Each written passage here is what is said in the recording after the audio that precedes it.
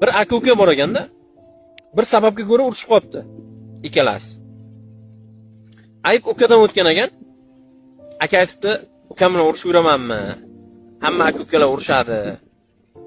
Odamlar ko'zga yomon ko'rinmay.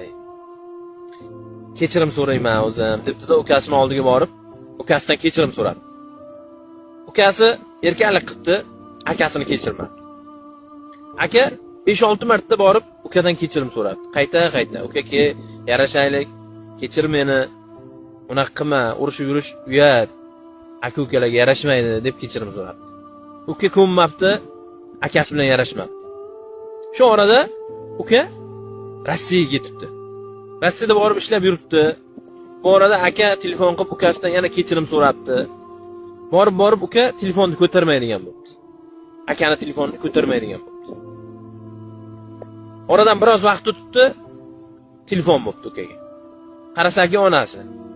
Telefonni ko'taribdi, onasi aytibdi, tezroq uyga qaytgin. Akang avariyada olamdan o'tib qoldi debdi.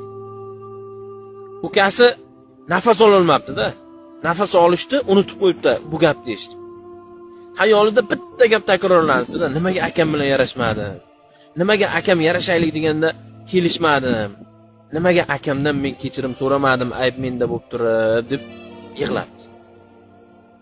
Boyagi aka aytadi, hozir akam degan kontagimda nomer bor deydi. Mana 10 yil bo'ldi turibdi deydi. Akamni olamdan o'tganiga 10 yil bo'ldi deydi. O'sha nomerni men o'chira olmayman deydi. Shu raqamga telefon qilgim keladi. Aka meni kechiring. Mendan o'tdi. Men xato qildim. Men tushunmagan ekanman degim keladi, lekin